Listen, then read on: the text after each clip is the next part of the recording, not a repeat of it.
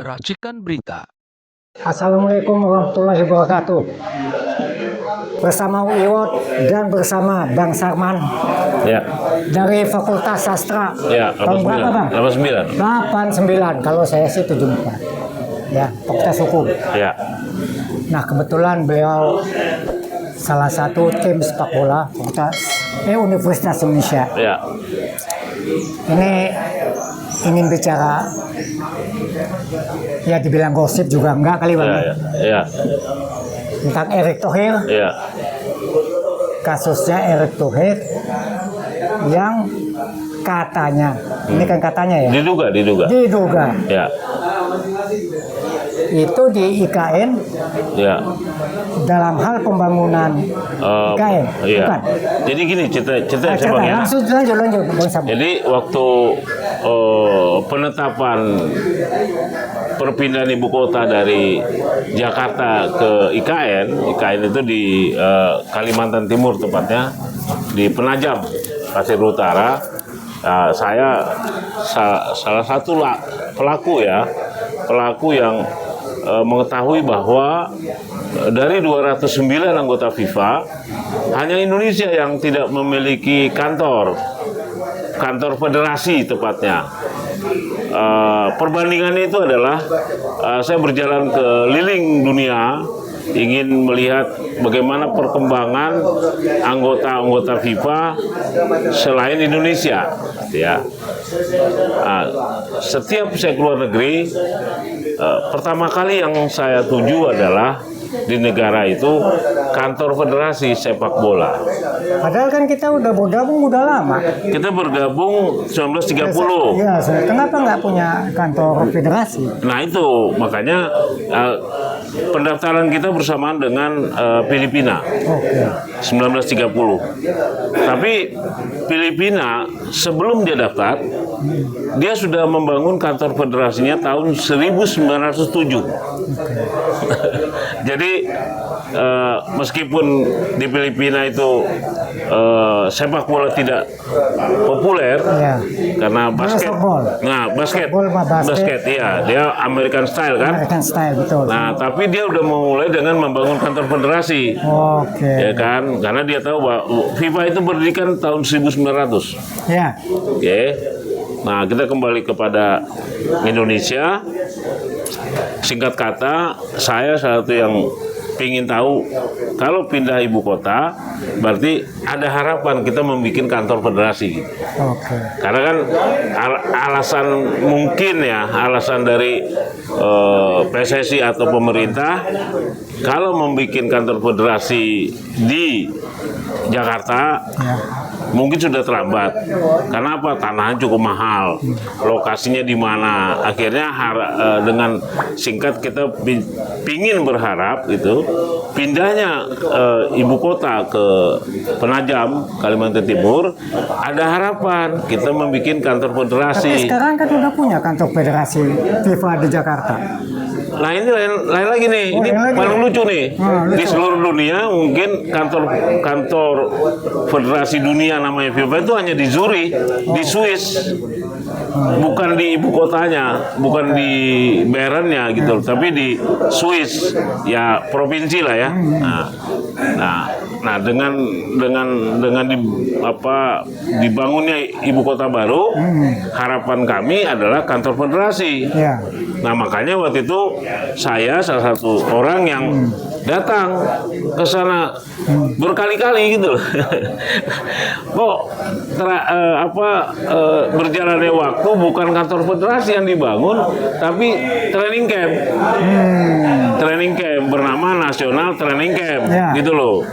Nah singkat kata, sekali, 2 kali, 3 kali, 4 Tapi itu kali. udah jadi belum? Hari ini sudah jadi. Oke. Sudah jadi, sudah diserahkan katanya. Karena terakhir saya ke sana, saya bertemu dengan salah satu kontraktor pembangunan ada jalan provinsi dan ada bekas gitu. Ibarat kata tuh bedeng pembangunan itu kata orang situ udah diserahkan. Lah kalau diserahkan saya menilai berapa nilai dari pembangunan itu. Tapi menurut saya poinnya bukan itu. Poinnya adalah kita tidak punya harapan lagi membangun kantor federasi taunya. Kenapa? Karena FIFA memberikan bantuan 80 miliar, ditambah 90 miliar dari APBN, total 170 miliar. Nah, nilai bangunannya ya nggak ya bukan cek. Maksudnya janjinya kan sekian lapangan, ada kolam renang, ada fasilitas yang berstandar internasional. Ya kalau bangunan yang hari ini saya nilai dengan beberapa orang kontraktor sana 20 miliar lah gitu loh. Jadi tapi saya bukan itunya, bahwa ini ada penyelewengan dana, penyelewengan dana dari FIFA dan dari pemerintah APBN. Dari FIFA 80 miliar, dari APBN 90 miliar. Ini dugaan kita. Ini kita menduga karena apa? Karena kan yang bisa menentukan itu ya KPK. Masyarakat hanya menyampaikan. Nah, lebih jauh lagi, nah disinilah kalau saya secara pribadi saya lebih menyoroti Erick Thohir nih. Gitu loh, Erick Thohir ini kok katanya pergaulan internasional, macam hal-hal yang membius masyarakat bahwa dialah yang mengerti tentang sepak bola. Ya pertanyaan saya, kalau Anda mengerti, kenapa Anda tidak tetapkan di mana kantornya? Karena di kantor itulah ada perencanaan, ada budgeting, macam-macam hal suatu kehidupan organisasi gitu loh. Kantornya di PSSI. Kan ada di Jakarta. Ya, tapi itu bukan representatif kantor federasi seperti kantor federasi yang katanya anggota FIFA gitu loh. Saya pernah bekerja di PSSI. Ya. Pada saat itu bersama Jenderal Cardono, ya, 86. Mark Boboy. Iya, 86. Iya kan? Saya pernah di sana. Iya. Nah itu udah punya kantor PSSI, mesti punya lagi memang. Bukan. Nah ini sebenarnya kalau Erick ini terbongkar tuh Cardono. Karena di zaman Cardono lah membuat AFF. Saya punya dokumen pengajuan loh Cardono ditolak terus sama FIFA. Sebetulnya kalau kita mau jauh lagi, di zaman Cardono lah sepak bola kita terpuruk hingga hari ini. Kenapa? Dia merubah dari kekuatan daerah menjadi Galatama. Jadi makanya saya pikir Erick ini membuka tabir, ya membuka tabir sepak bola yang berkekuatan luar biasa dahsyatnya menjadi berkekuatan Brunei yang jumlah penduduknya 500.000 orang. Sampai kita melakukan naturalisasi ya karena itu tadi. Karena kekuatan yang super dahsyat ya dari daerah-daerah, karena ada kepentingan X gitu saat itu, dia rubah tuh. Saya punya dokumen bagaimana AFF itu dilarang gitu loh. Dan AFF itu kenapa dilarang? Karena pesertanya tanpa babak kualifikasi.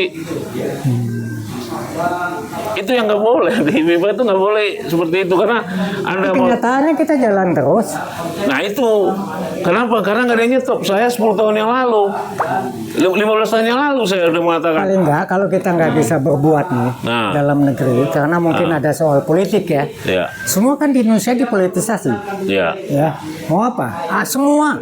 Ya. Tapi kenyataannya FIFA sebagai induk organisasi kok diam aja gitu, atau AFC. Kalau apa nih? Kenapa ya, bisa begitu? Kalau itu makanya kalau kita bicara sepak bola Asia, ya ini yang paling unik di Asia dengan 47 negara, ya kan? Kantor AFC di Kuala Lumpur, kantor FAM di Kuala Lumpur, kantor AFF di Kuala Lumpur nih. Ini contoh yang salah. Ayo kita lihat Eropa 54 negara, ya UEFA namanya, ya kantor UEFA tuh di Nyon. Swiss. Provinsi. Kantor federasi Swissnya di Bern, di ibu kotanya. Kantor FIFA di Zurich, di provinsi. Jadi harus itu Swiss semua tapi ya. Iya, tapi berpindah-pindah, nggak di satu tempat. Kalau ini AFC di Kuala Lumpur, FAM di Kuala Lumpur, AFF yang dilarang ini yang hari ini disegel oleh kerajaan itu di Kuala Lumpur juga. Atau saya lihat lagi, saya kasih tahu lagi, saya pernah ke Brazil, saya ke Meksiko, ke Chili, Amerika Latin, itu di ibu kota, gitu loh. Nah, lebih bagus kita bicara IKN aja. Nah, IKN, lanjut ke IKN tadi. Nah, IKN ini memang saya laporkan ketum PSSI loh, dan Presiden Indonesia Joko Widodo. Karena ada penyelewangan anggaran, ya kan? Tentang pembangunan fasilitas. Iya, jangan kita bicara ibu kota. Untuk sepak bola aja.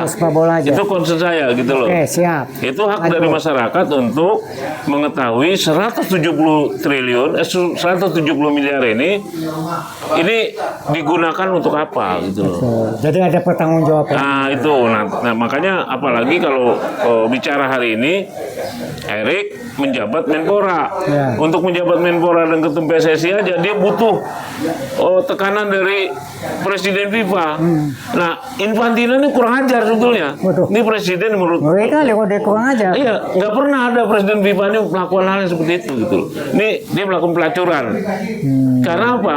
Karena ini kan LSM. Prabowo habis ketemu PBB, raja-raja dunia, kok dengan mudah dia interrupt gitu ya, masuk ke presiden kita. Itu kesaktiannya FIFA, jadi bukan kesaktian Indonesia. Ya bukan masalah Indonesia, kita rendah benar nih. Siapa yang mengizinkan dia ketemu Prabowo? Itu harus dipahamin dulu dong. Bukannya terbalik. Begitu hebatnya Indonesia sehingga FIFA sendiri mau berkunjung ke Indonesia ketemu presiden. Oke, kantornya aja di mana dia? Di Zurich. Ya, iya kan? Jadi ini LSM ya yang sudah Infantino ini sudah melanggar etik. Sama seperti dia bikin kantor di FIFA di Sudirman itu, gitu loh. Cuma aja merek dan kantor di lantai 12 mandiri. Nggak ada kegiatan apa-apa. Apakah di negara lain diberlakukan? Enggak. Ini kan kita sudah merasa rendah daripada FIFA. Bukannya suatu kehormatan dia punya kantor di Indonesia, terlepas dari apapun loh. Apa kehormatannya apa? Ya barangkali dengan dibentuknya, oh ini ada kantor FIFA di Indonesia, berarti harkat martabat kita diakuin. Siapa yang ngakuin? Ya FIFA minimal. Ini makanya kita nih bangsa jadi bangsa jongos gitu loh, merasa FIFA ini siapa gitu loh. Ya FIFA kan yang mengatur sepak bola seluruh hari dunia. Ini Abang Buyung kalau berdiri di kantor FIFA di Zurich itu berdiri, Abang akan ditunjuk itu kantor koruptor, itu kantor mafia gitu loh. Itu kenyataannya. Jadi kita Indonesia aja nih, ini kan selalu menggabungkan orang asing, intinya itu aja. Kita nggak percaya diri gitu loh. Kita selalu menggabungkan FIFA. Nah, kita harus berjalan, Bang. Sehingga kita, apa jalan keluarnya kalau FIFA seperti itu? Ya itu harus dicabut, Bang. Nggak ada kegiatan. Kalau dia bilang memang FIFA bagus, Kanjuruhan terlengkap nggak? Oke, kembali ke Erick Thohir. Ini kan ada pembangunan yang tidak transparan ya di IKN. Apa keinginan dari Bang Sarman? Yang pasti laporan ini harus kan ada 30 hari Bang Buyung. 30 hari FIFA KPK ngubungin saya. Jadi itu aja Bang Yul. Oh, jadi udah lapor. Udah lapor saya. Udah lapor. KPK belum ada tanggapan? Belum, saya nunggu 30 hari kerja. Oke. Gitu Bang ya. Oke. Gimana? Ya udah. Cukup. Saya sih terima kasih. Ya. Apapun yang dilakukan Bang Sarman demi kebaikan Republik ini, baik olahraga, baik politik. Saya salut sama Bang Sarman. Kalau Bang Sarman punya data, terima kasih. Jangan memalukan UI, Bang Sarman. Ya, kita jaga marwah UI bahwa kita tidak omon-omon buat mengadu. Ya, saya rasa data Bang Sarman, saya berharap KPK bisa menindaklanjutin. Ya, namanya kita menduga. Karena kalau saya lihat apa yang Bang Sarman sampaikan, itu nggak apa ya, Erick Thohir nggak jujur, tidak transparan, ya, sehingga Bang Saman berani melakukan hal demikian. Kan gini Bang Boyo, kalau kita memang pernah di UI, Ya. pernah, ya kita punya satu saya ini mantan ketua unit bola UI Bang. Ya. Saya mantan juga Bakorukor waktu itu yang menunjuk Mas Tom almarhum. Ya. Saya wakil pimpinan untuk TIG Hong Kong. Ya. Jadi banyak moral yang saya bangun di UI gitu loh. Nah, dalam kegiatan ini pun 15 tahun tidak ada sponsorship melekat ke saya. Jadi saya melakukan biaya sendiri, perjuangan sendiri karena saya melihat butuh integritas. Ya. Gitu loh. Jadi saya integritas butuh kejujuran. Oh iya, saya satu orang yang berdemo di kantor FIFA. Oke. Gitu loh. Dan itu datanya semua ada. Saya mempelajari. Makanya tadi saya bilang, kalau memang kita sudah tua gini Bang ya, saya juga udah hampir 60 ya. Saya itu udah 60, saya udah 70. Ya, jadi ini momentum kita punya legacy Bang.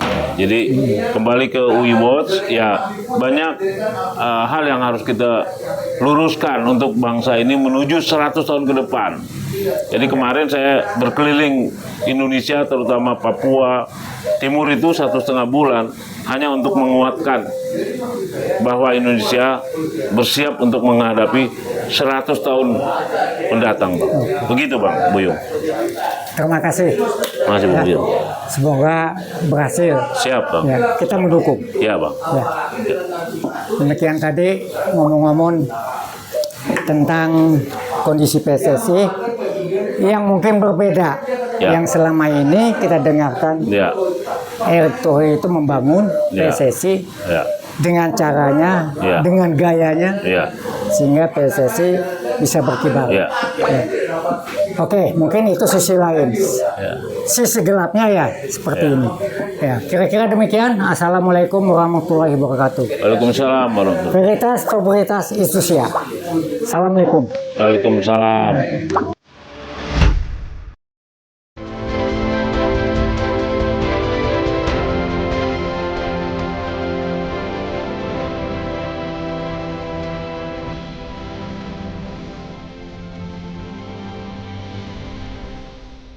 Racikan Berita